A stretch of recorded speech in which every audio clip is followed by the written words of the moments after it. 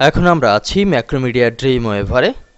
ফাইলের নাম হচ্ছে comment.php, যেটি কমেন্ট ফোল্ডারে সেভ করে নেওয়া হয়েছে।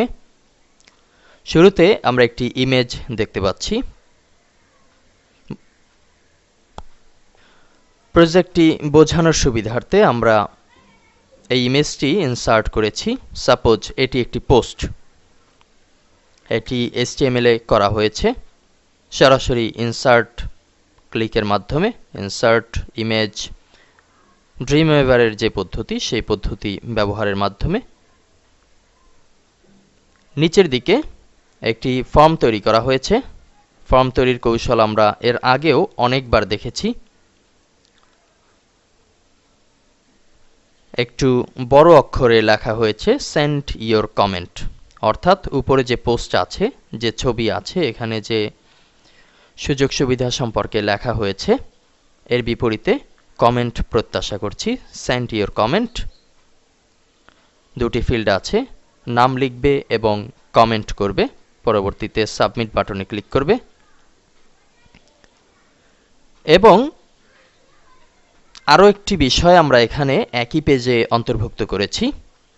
যেহেতু আমরা কমেন্টে দেখেছিলাম শুরুতে কমেন্ট থাকে, পূর্বে যারা করেছে তাদের কমেন্ট, এবং সবশেষে ফর্ম। আমরাও চাচ্ছি এরকম কিছু একটা করতে। এখানে কমেন্টের ফর্ম আছে, উপরে পোস্ট, তার মাঝে থাকবে পূর্বে যারা কমেন্ট করেছে তাদের কমেন্ট। সে কারণে আমরা একটি PHP স্ক্রিপ্ট ব্যবহার করেছি। এখানে সাইন দেখতে পাচ্ছি। আমরা যদি কোডে ফিরে যাই তাহলে ছোট্ট একটি স্ক্রিপ্ট এখানে প্রদর্শিত হচ্ছে। টোটাল HTML এর মাঝে PHPর একটি স্ক্রিপ্ট। এখানে আমরা ফাইল কমান্ড ব্যবহার করেছি। PHP অ্যাডভান্স অধ্যায়ে আমরা ফাইল নিয়ে আলোচনা করেছি। সেখান থেকে আমরা comment.php এই ফাইলে ব্যবহার করেছি ফাইল রিড কমান্ড।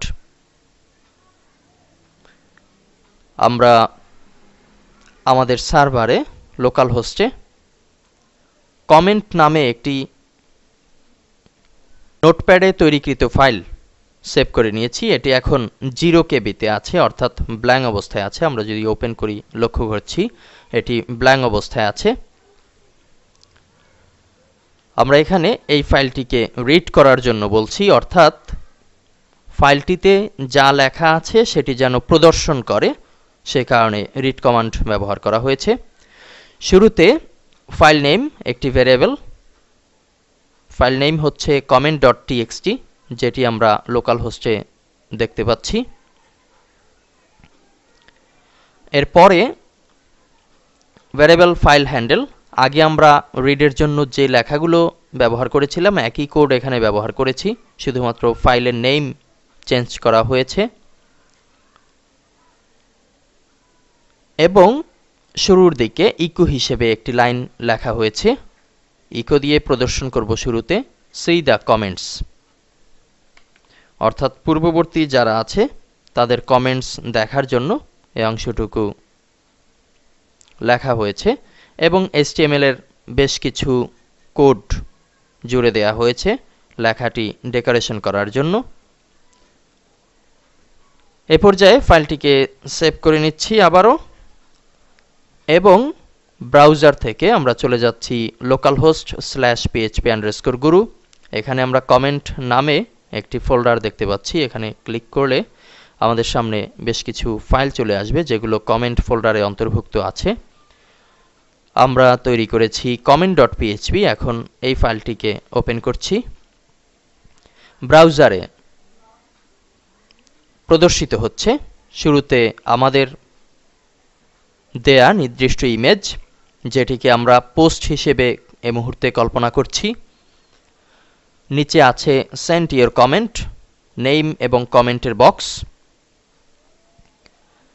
এর উপরে আছে see the comments, পূর্বে যারা করেছে তাদের কমেন্ট দেখার জন্য আমরা এই মুহূর্তে এখানে একটি ওয়ার্নিং দেখতে পাচ্ছি।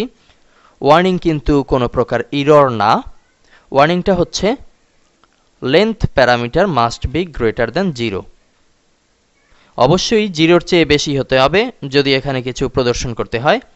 আমরা দেখতে পাচ্ছি কমেন্ট নামে যে ফাইলটি লোকাল হোস্টে আছে সেটি এখন কিন্তু 0 কেবিতে অবস্থান করছে।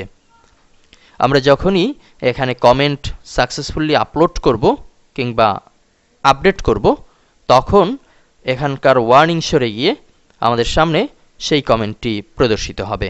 সামনের লেসনে আমরা commentpro.php নামে যে ফাইলটি করেছি কমেন্ট ফাইলকে প্রসেস করার জন্য সেই ফাইল সম্পর্কে জানব।